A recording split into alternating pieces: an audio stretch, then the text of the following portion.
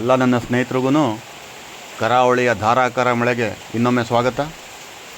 ಇಲ್ಲಿ ಏನು ಧಾರಾಕಾರವಾಗಿ 4 ದಿನದಿಂದ ಮಳೆ ಬೀಳ್ತಾ ಇದೆಯಲ್ಲ, ನಿಮಗೆಲ್ಲ ತಿಳಿದಿರುವಂಥದ್ದೇ ವಿಷಯ. ಆ ಮಳೆ ನೀರಲ್ಲಿ ಅಥವಾ ಆ ಮಳೆಯಲ್ಲಿ ನಾವು ಈ ಬೆಟ್ಟಕ್ಕೆ ಬಂದಾಗ ನಮಗೊಂದು ಕಂಡಿರುವಂಥ ಒಂದು ಸತ್ಯ ಏನಂತಂದರೆ, ಎಲ್ಲ ಕಡೆಗೂ ನಾವು ನೋಡ್ದಂಗೆ ಎಲ್ಲ ಕಡೆ ಕೆಂಪು ನೀರೇ ಹರಿತಾ ಇದೆ. ಹಳ್ಳ ಆಗಲಿ, ಒಂದು ಚಿಕ್ಕ ಕಾಲುವೆ ಆಗಿರಲಿ, ಒಂದು ಹೊಲ ಗದ್ದೆಗಳಲ್ಲಾಗಲಿ ಎಲ್ಲ ಕೆಂಪು ನೀರೇ ಇದೆ.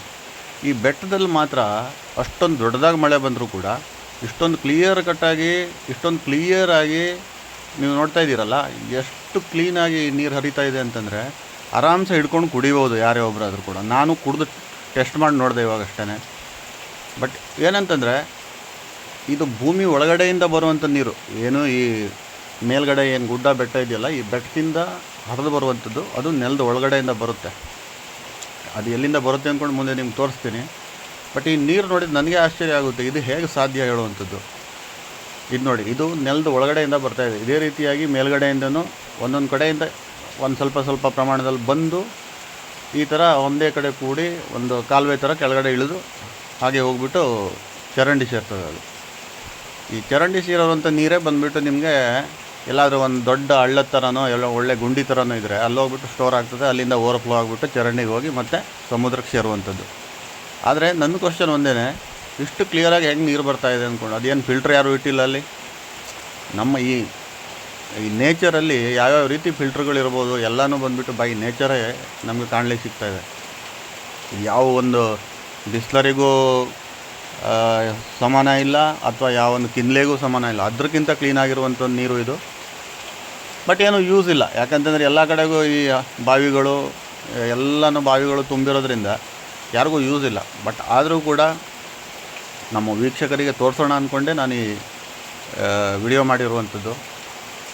ನೋಡಿ, ಇದು ಸುಮಾರು 1,000-1,500 ಅಡಿಯಷ್ಟು ಕೆಳಗಡೆ ಹೋಗಿರುತ್ತೆ. ಹಂಗೆ ಹರಿದುಬಿಟ್ಟು ಕೆಳಗಡೆ ಹೋಗುತ್ತೆ. ಇಲ್ಲಿ ಹರಿದು ಹೋದ್ಮೇಲೆ ಅಲ್ಲಿ ಕೆಳಗಡೆ ಒಂದು ದೊಡ್ಡ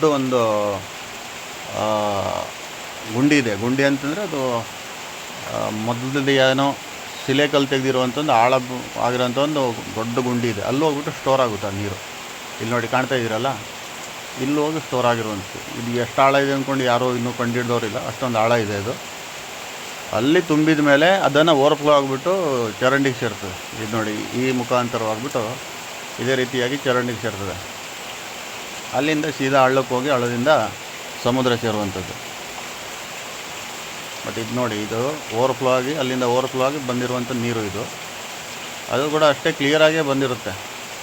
ಅದು ಬರಬೇಕಾದ್ರೆ ಸ್ವಲ್ಪ ಈ ಕೆಂಪು ನೀರು ಅದು ಇದೆಲ್ಲ ಇದ್ದರೆ ಅಕ್ಕಪಕ್ಕದಲ್ಲಿ ಸೇರ್ಕೊಂಡ್ಬಿಡ್ತದೆ ಅದು, ಮತ್ತು ನೇರವಾಗಿ ಅದೇ ರೀತಿ ಹೋಗ್ತದೆ. ಹಳ್ಳಕ್ಕೆ ಹೋದ್ಮೇಲೆ ಇಷ್ಟೇ ಒಂದು ಕ್ಲಿಯರ್ ಆಗಿರೋದಿಲ್ಲ, ಮತ್ತು ಅದು ಕೆಂಪು ನೀರೇ ಆಗಿಬಿಟ್ಟು ಹೋಗುವಂಥದ್ದು. ಇಲ್ಲಿ ನೋಡಿ, ಇದು ಸೈಡಲ್ಲಿ ನೋಡಿ ಕೆಂಪು ನೀರು ಅಂತ ಹೇಳಿದ್ನಲ್ಲ, ಅದು ವಿಡೌಟ್ ಫಿಲ್ಟರ್ ಆಗಿರುವಂಥ ನೀರು ಇದು. ಈ ಥರ ಈ ಕಡೆ ಸೈಡಿಗೆ ಆಗ್ಬಿಟ್ಟು ಆ ನೀರು ಮಾತ್ರ ಕ್ಲಿಯರ್ ಆಗಿರೋ ನೀರು ಹೋಗಿರುತ್ತದೆ. ಅದರ ಮಧ್ಯದಲ್ಲಿ ನಾವು ನೋಡ್ತಾ ಇದ್ವಿ, ಇಲ್ಲೊಂದು ಚಿಕ್ಕ ಹಣ್ಣಿನ ಗಿಡ ಇತ್ತಪ್ಪ. ಅದು ನನಗೂ ಅದು ಯಾವ ಹಣ್ಣು ಏನು ಅಂತ ಗೊತ್ತಾಗಲಿಲ್ಲ. ಬಟ್ ಇಲ್ಲಿ ತೋರಿಸ್ತೇನೆ ನೋಡಿ ನಿಮಗೆ. ಅದು ಎಷ್ಟು ಚೆನ್ನಾಗಿತ್ತು ಅಂತಂದರೆ ನಮ್ಗೆ ನೋಡಲಿಕ್ಕೆ. ಹಣ್ಣು ಒಂದೇ ಒಂದು ಸೆಕೆಂಡ್ ಇರಿ, ನಿಮ್ಗೆ ತೋರಿಸ್ತೀನಿ, ಇವಾಗ ತೋರಿಸ್ತೀನಿ ನೋಡಿ. ಈ ಹಣ್ಣು ನೋಡಿ, ಯಾರಿಗಾದ್ರು ಗೊತ್ತಿದ್ದರೆ ಹೇಳಿದ್ರು, ಹೆಸರು ನನಗೇನೂ ಗೊತ್ತಾಗಲಿಲ್ಲ. ಬಟ್ ನೋಡೋಕೆ ಮಾತ್ರ ಅಲ್ಟಿಮೇಟ್ ಆಗಿತ್ತು ಈ ಹಣ್ಣು. ಇನ್ನಿಷ್ಟು ವಿಡಿಯೋಗಳಿಗೆ ನಮ್ಮ ಚಾನೆಲ್ನ ನೋಡ್ತಾ ಇರಿ. Thank you so much. Subscribe ಮಾಡೋದು ಮಾತ್ರ ಮರಿಬೇಡಿ. ಎಲ್ರಿಗೂ ಶೇರ್ ಮಾಡಿ, ಕಾಮೆಂಟ್ ಮಾಡಿ. Thank you so much.